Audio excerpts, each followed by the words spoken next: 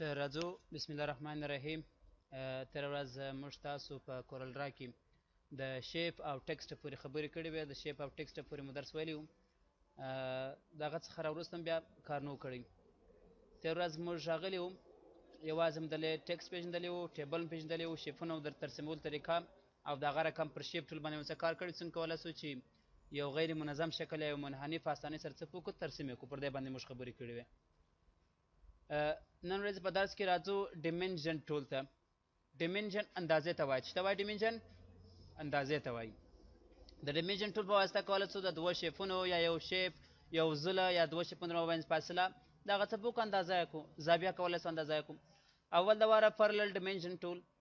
پرلل ډیمنژن کې تاسو کولی سئ د مستقیم کش په شکل سره مستقیم لاین په شکل سره څه څه په وکړئ اندازه یې کړئ. د مثال په ډول زه غواړم چې د سرټیفیکیټ دا کوم لیکنه چې لیکل شوې ده د دغه ژبې پر دغه ساحه څه په وکړم اندازه یې کړم چې څونه ده. نو یو کلیک دلته نیسم راکشوم تر دې ځای پورې اندازه معلوم در کومه ځای پورې تر همدې ځای پورې. اندازه لرې غواړي که نږدې غواړي هغه تاسو خپل اختیار لري که پر دغه ځای باندې غواړي. اوس زموږ دغه ساحه 1.38 ملي متره ده. څو ملي متره ده؟ 1.38 ملي متره. د اندازه کولو واحد د خپل په پراپرټي کې لري. اول د واره دغه اشاریه ته سر ښکاره سي که نه ښکاره هغه په کسري شکل سره ولیکل سي. اشاریې انجینرینګ په شکل سره ولیکل سي. دا یو اس انجینرینګ دا یو اس ارکیټیکچر زه ورته وایم چې دا د اشاریې دی ولیکل سي. دا 1.38 ملي متره. د اشاریې څخه وروسته صفرونه یا څو عدده ښکاره سي. د اشاریې څخه وروسته 2 عدد ښکاره سي، 1 عدد ښکاره سي. هغه تاسو 1 عدد ښکاره کوئ، 2 عدد ښکاره کوئ، ډېر عددونه ښکاره کوئ. اوس د اشاریې عدد څخه وروسته موږ څو عدد ښکاره کړل؟ نور تقریبا دا دی 8 عدد مو ښکاره کړل. یو توان د اشاریې څخه وروسته 3 عدد ښکاره سي. مخکې 1.38 اوس 1.85 یا 1.85. اندازه ګیرې په ملي متر سره په سانتي متر سره په انچ سره په چیز سره هغه د لیوت انتخاب وي. زر ته هم اندازه دی په چیز سره په سانتي متر سره. د هغه څخه وروسته پسې وایي چې ډسپلی یونټ دغه واحد سره ښکاره سي. ګورم څو دی 3.11 سانتي متره. واحد سره ښکاره دي سانتي متر یا انچ یا دا رقم شوی دی. زه ورته چې یا واحد نو سره ښکاره کېږي. اوس ګوره 3.11 بس ده همدا رقم یا 3.18. کوم پوښتنه خو نه سبق شي کې. پسې ډسپلی لیډینګ 0 یا شو لیډینګ 0 د هغه وخت موږ استعمالو کله چې یو 0.څو عدد وي. د مثال په ډول زه اوس راځم دغه اندازه سانتي متر څخه اړوم و انچ ته. انچ ته لا نه یو بل چې ته بیا واړو فوټ ته کومه دی؟ ګوره فوټ ته مې واړوئ 0.102 را به یو بل اندازه به وکړو. د دغه نیم د ایچ څخه ورته وایم تر همدې ځای پورې اندازه موږ ته معلومه کړم. اوس ګورم 125.40 زه راځم اندازه د ملي متر څخه اړوم و څه شته و متر ته 0.14 متره. څو متره؟ 0.14 متره. که چیرې اندازه په 0. مثال اول 0 راتلی غټ اندازه وه دغه اول 0 ښکاره سي که یا ډسپلی لیډینګ 0 یا شو لیډینګ 0 ټیک مارک ورکړي ښکاره کېږي او که ټیک مارک ورکړي بیا نه ښکاره کېږي. ځینې کمانډ غیر فعاله کوي. اوس دا اشاریه 14 بېرته هغه معنا لري 0.14 یا دا رقم چې تاسې هر مفهوم ځینې اخلي. کوم پوښتنه خو نه سبق شي کې. پسې پرفکس او سفکس. پرفکس که غواړئ چې د اندازې څخه مخکې یو څه لیکنه ښکاره سي او سفکس اندازې څخه وروسته نو تاسو راځئ پرفکس او سفکس ته. د مثال په ډول سره زه راځم ورته وایم چې په پرفکس کې دا ښکاره سي. ګورم دې سم پکښې ولیکل پرفکس مخکې او سفکس د اندازې څخه وروسته اندازې ته لانګ ورکوئ یا چې ورکوئ. this 0.13 meters area. کوم پوښتنه خو نه سبق شي کې.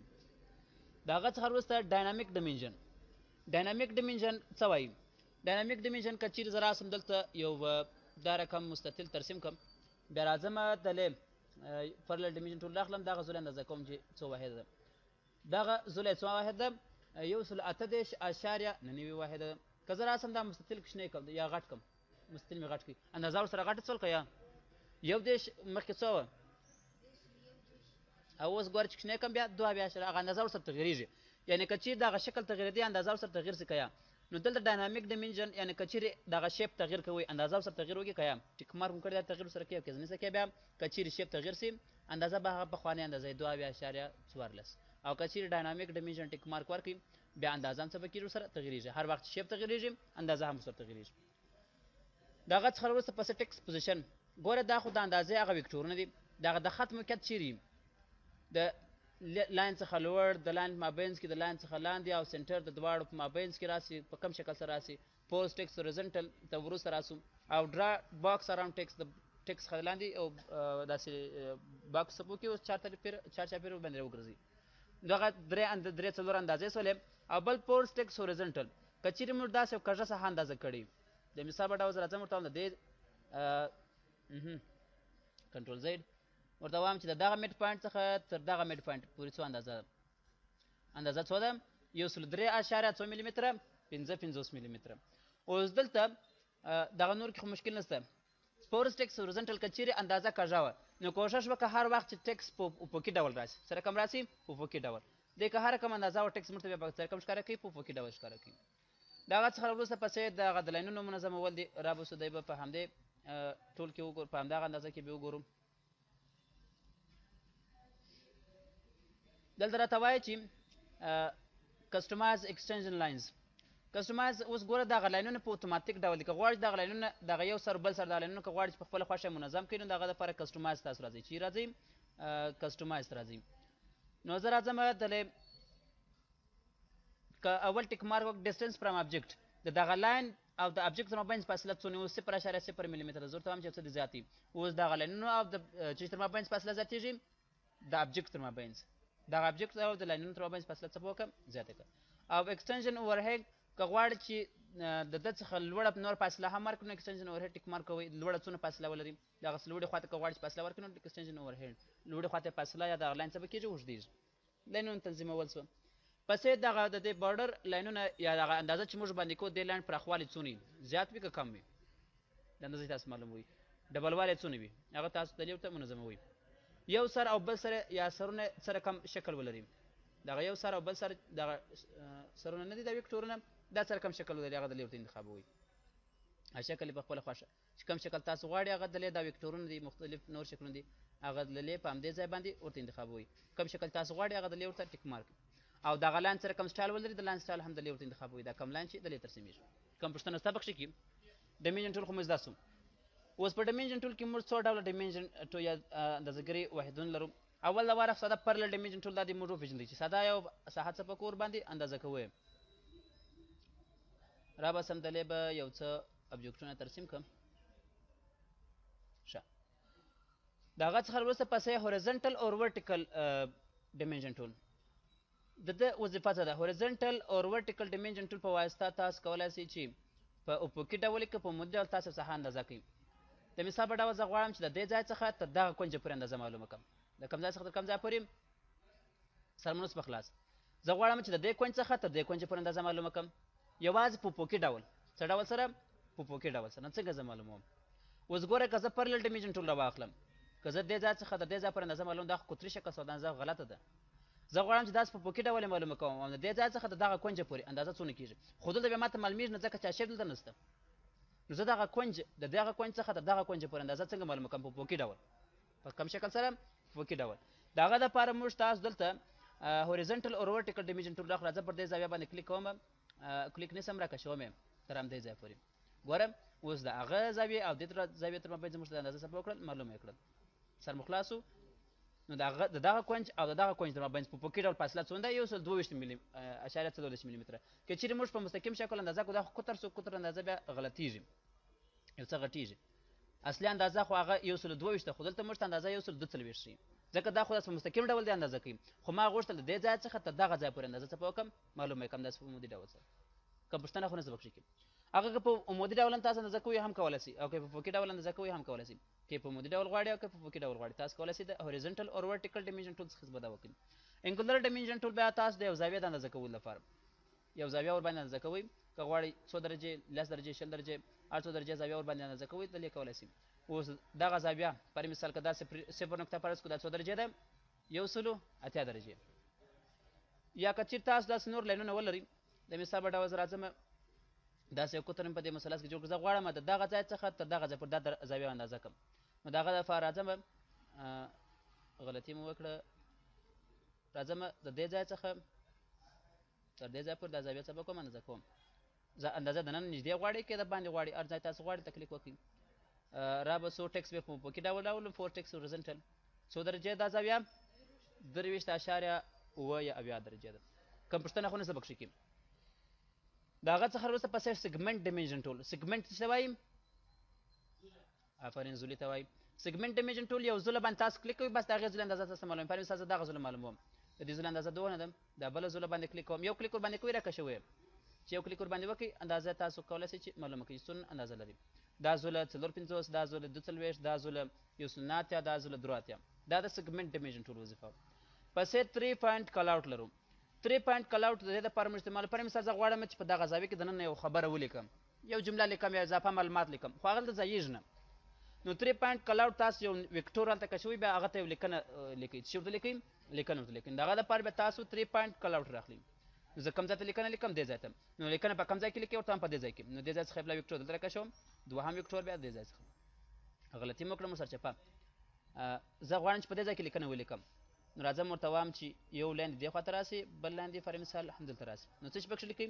فار مثال زه ورته لیکم چې this angle is separated by پر مثال دا رقم. نو اضافه معلومات تاسو هر رقم ورته لیکئ، اضافه ډېر معلومات نو هغه تاسو کولی شئ ورته ولیکئ.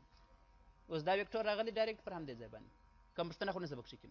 نو 3 پوینټ کال آوټ تاسو د یو مستقیم لاین په شکل سره که غواړئ چې یو ځای ته یو ویکټور یو نښه وکړئ، یو لیکنه ورته ولیکئ، نو هغه لپاره 3 پوینټ کال آوټ راخلئ. حتما راځي، 100% راځي. د هغه څخه وروسته پسې کنیکټرز لرو. کنیکټرز په واسطه موږ تاسو کولی شو چې یو دوه شیپونه څه وکړو سره کنیکټ یا وصل کړو. دغه چارټونه ګرافونه که چېرې تاسو غواړئ جوړه کړئ، نو تاسو د کنیکټر څخه استفاده کوئ. څه څخه استفاده کوئ؟ کنیکټر څخه.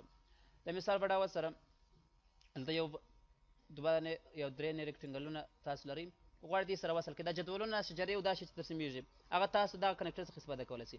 اول سټارټ کنیکټر په مستقیم شکل سره ورته وایم دغه لاین په مستقیم شکل سره کش کړه، دې سره څه وکړه؟ کنیکټ کړه. ګوره دې په مستقیم شکل سره څه وکړه؟ کنیکټ مو کړل.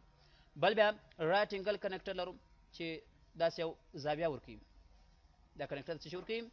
یو زاویه ورکوي. هغه چې په هر شکل تاسو کنیکټوي، هر شیپونو سره کنیکټ کوئ، همداسې یو زاویه ورکوي. او بل بیا راوند رایټ انګل لرو چې دوی بیا یو زاویه ورکوي، خو داسې زاویه بیا نرموالی لري. چې لري داسې یو څه نرموالی لري. هغه لاینونو نرموالی اندازه بیا ټول تاسو د په پراپرټي کې ورته تغیرولی شئ چې کوم ډول نرموالی کوم شکل تاسو کوئ. کوم پوښتنه خو نشته پکښې کې. اوس نو دې ګټه دا ده د دغه یو ښه خاصیت دا لري دا کنیکټران، که چېرې بیا تاسو هغه شیپونه انتقالوئ، هغه کنیکټرونه هم په اتوماتیک ډول سره انتقالېږي. کنیکټرونه نه زنجلا کېږي. که شیفون تاسو انتقالوئ، کنیکټر څه پکېږي ورسره؟ انتقالېږي. کنیکټر بس ورسره ملګری دي، هغه ځینې ځي نه. کوم پوښتنه خو نشته پکښې کې. اوس اکثره وخت چې موږ دلې دغه ځینې یو شی آبجکټ ترسیموو، هغه اندازې مهمې، نو دغه دپاره تاسو څخه استفاده کوئ؟ د ډیمنژن ټول دې ټول څخه او د نور څخه استفاده کوئ.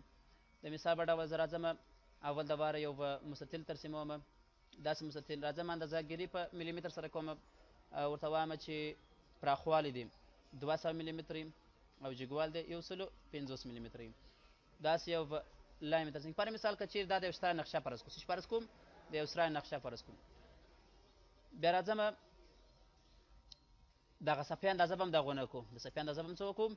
200 پراخوالی او 2 ملي متر جګوالی 150. زه غواړم دغه شیپ د صفحې په مابینځ باندې کښېږدم، نو کوم بټن ووهو؟ د پی بټن. پی بټن چې کله تاسو پر یو شی باندې کښېږدئ، هغه ډایرکټ چیرې وړي؟ د صفحې مابینځ ته وړي.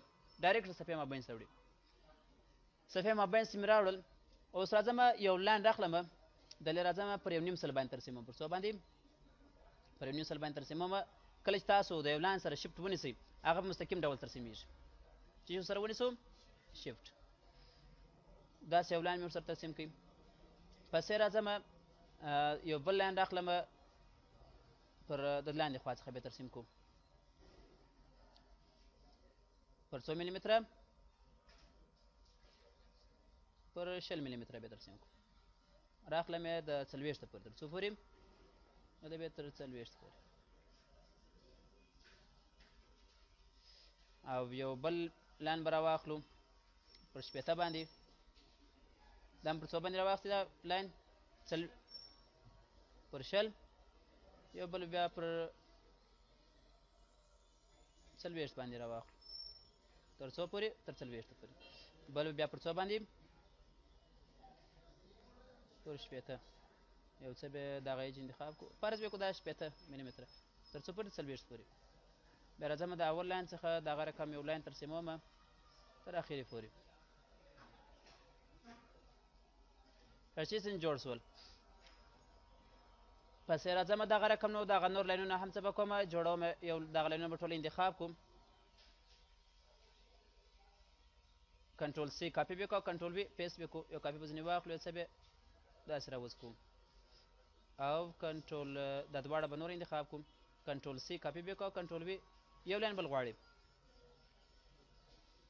دا یو لاین به کنټرول سی کاپي به کوم او کنټرول وی پیسټ به کو را بیړو پر همدې ځای باندې همدا ځای سم دی. ښه څه څنګه جوړ شول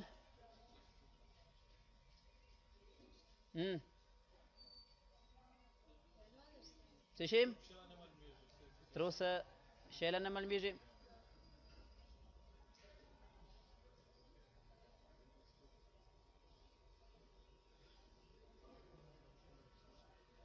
ښه اوس هم نو څه درته معلوم. ښه راځم ټکسټ ټول ته په دې کې لیکم څه شي روم 1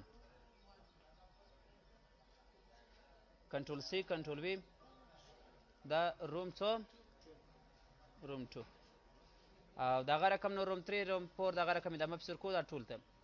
اوس نو د دې لپاره مهم څه دي اندازې دي بعد مرشي ورکوم اندازې ورکو نو اندازه د ورکول لپاره نو بیا راځم پر ډیمنژن ټول یا سګمنټ ډیمنژن ټول راخلم ورته وایم چې د پر مثال د اسرای د نقشې پراخوال ټوټل 200 ملي متر دی فرض به کوم دا ملي متر بزنسته کو دغه پر مثال 200 متر دی او پراخوال څو دی د اسرای 1.5 متر. بیا راځم ورته وایم چې د کنټرول زید د یو اتاق پراخوالی څونه دی څو